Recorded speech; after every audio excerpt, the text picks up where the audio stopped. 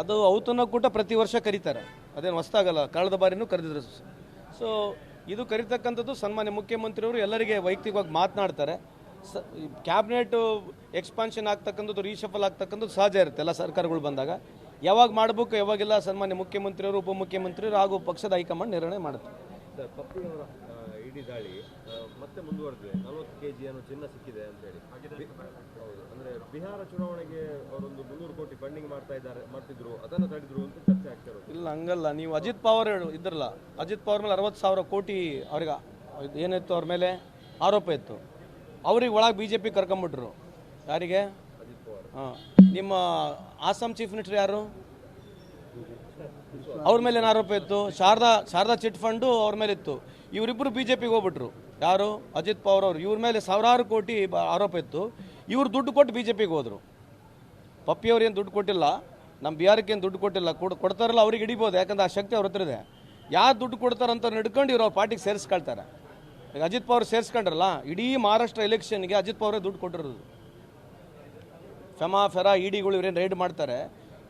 BJP ಸರ್ಕಾರನೇ ಅಜಿತ್ ಪವಾರ್ ಸಾಹೇಬರಿಗೆ ಆರೋಪದಲ್ಲಿ ಇದ್ದಾರೆ ಅಂತ ಹೇಳಿ ವರದಿ ಕೊಟ್ಟಿರ್ತಕ್ಕಂಥದ್ದು ಕೇಂದ್ರ ಸರ್ಕಾರ. ಅವ್ರನ್ನ ಚಾರ್ಜಸ್ ಫ್ರೇಮ್ ಮಾಡಿದ್ರು. ಯಾರು ಫ್ರೇಮ್ ಮಾಡಿದ್ರು ಚಾರ್ಜಸ್ಸು? ಕೇಂದ್ರ ಸರ್ಕಾರದ ಇರ್ತಕ್ಕಂಥ ಇನ್ಸ್ಟಿಟ್ಯೂಷನ್ಗಳು ಅವ್ರ ಮೇಲೆ ಫ್ರೇಮ್ ಮಾಡಿದರು. ಅವ್ರು BJPಗೆ ಹೋಗಿದ ತಕ್ಷಣ ವಾಷಿಂಗ್ ಪೌಡರ್ ನಿರ್ಮಾಣದಲ್ಲಿ ತೊಳೆದ್ಬಿಟ್ರು. ಅವ್ರಿಗೆ ಮಿಷಿನ್ ಇದೆ, ಅವ್ರ ಹತ್ರ ಒಂದು ಮಿಷಿನು. ಯಾರು ಕರಪ್ಟ್ ಇರ್ತಾರೆ ಆ ಮಿಷನಲ್ಲಿ ಹಾಕ್ತಾರೆ ಅವರು. ಕರಪ್ಟ್ ಇರತಕ್ಕಂಥ ಚಾರ್ಜಸ್ ಯಾರ ಮೇಲೆ ಫ್ರೇಮ್ ಮಾಡ್ತಾರೆ, 25 ರಾಜಕಾರಣಿಗಳಿಗೆ ಈ ರೀತಿ ಫ್ರೇಮ್ ಮಾಡಿರ್ತಕ್ಕಂಥ ಚಾರ್ಜಸ್ನ ಅವ್ರದ್ದೊಂದು ವಾಷಿಂಗ್ ಪೌಡರ್ ನಿರ್ಮಾ ಅಂತ ಒಂದಿದೆ ಅವ್ರದ್ದು. ಅದರಲ್ಲಿ ಹೋಗ್ಬಿಟ್ಟು ತೊಳೆದು ಬಿಡ್ತಾರೆ ಅವರಿಗೆ. ಅಲ್ಲಿ ಯಾವಾಗ BJPಗೆ ಹೋಗ್ಬಿಡ್ತಾರೆ ಎಲ್ಲರೂ ಪ್ರಾಮಾಣಿಕರಾಗ್ಬಿಡ್ತಾರೆ. ಯಾರು ಭ್ರಷ್ಟಾಚಾರದಲ್ಲಿ ಇರೋದಿಲ್ಲ. BJP ಬಂದಾಗಲಿಂದ ಇಲ್ಲಿವರೆಗೆ ದೇಶದಲ್ಲಿ ಯಾರು ₹1 ಎಲ್ಲಿ ಭ್ರಷ್ಟಾಚಾರನೇ ಇಲ್ಲ. ಆ ರೀತಿ ನಡೀತಾ ಇದೆ ನೋಡಿ. ಆಮೇಲೆ ಭ್ರಷ್ಟಾಚಾರ ರ್ಯಾಂಕಿಂಗ್ನಲ್ಲಿ ನೋಡಿ, ದೇಶದಲ್ಲಿ ಇಲ್ಲಿ ಪ್ರಪಂಚದಲ್ಲಿ ಭ್ರಷ್ಟಾಚಾರ ರ್ಯಾಂಕಿಂಗ್ನಲ್ಲಿ ದೇಶದಲ್ಲಿದೆ ಅಂತ ಸ್ವಲ್ಪ ಚೆಕ್ ಮಾಡಿ ನೋಡಿ. ಯಾಕಂದರೆ ಇಲ್ಲಿ ಇರ್ತಕ್ಕಂಥ ಪ್ರಜ್ಞಾವಂತರು ತಾವೆಲ್ಲರೂ ಸ್ವಲ್ಪ ಚೆಕ್ ಮಾಡಿ ನೋಡಿ. ಭ್ರಷ್ಟಾಚಾರದಲ್ಲಿ, ಫ್ರೀಡಮ್ ಆಫ್ ಸ್ಪೀಚ್ನಲ್ಲಿ ನಾವು ಎಲ್ಲಿದ್ದೀವಿ, ಹಂಗರ್ ಇಂಡೆಕ್ಸ್ನಲ್ಲಿ ಎಲ್ಲಿದ್ದೀವಿ, ಪಾವರ್ಟಿ ಇಂಡೆಕ್ಸ್ನಲ್ಲಿ ಎಲ್ಲಿದ್ದೀವಿ, GDP ಎಲ್ಲಿದ್ದೀವಿ. ಎಲ್ಲರಿಗಿಂತ ಹೆಚ್ಚಾಗಿ ಭಾಳ ಇಂಪಾರ್ಟೆಂಟ್ ಅಂತಂದರೆ ಪಾಸ್ಪೋರ್ಟ್ ರ್ಯಾಂಕಿಂಗಲ್ಲಿದೆ ನೋಡಿರಿ. ನಮ್ಮ ಅವಧಿಯಲ್ಲಿ 2014 ಇಸ್ವಿನಲ್ಲಿ 76-78 ರ್ಯಾಂಕಿಂಗ್ನಲ್ಲಿದ್ದೀವಿ. ಈಗ 146ಕ್ಕೆ ಬಂದಿದ್ದೀವಿ. ಇದ್ರ ಬಗ್ಗೆ ಕೇಳಿ BJP ಅವ್ರಿಗೆ ಏನು ಹೇಳ್ತಾರೆ ನೋಡೋಣ.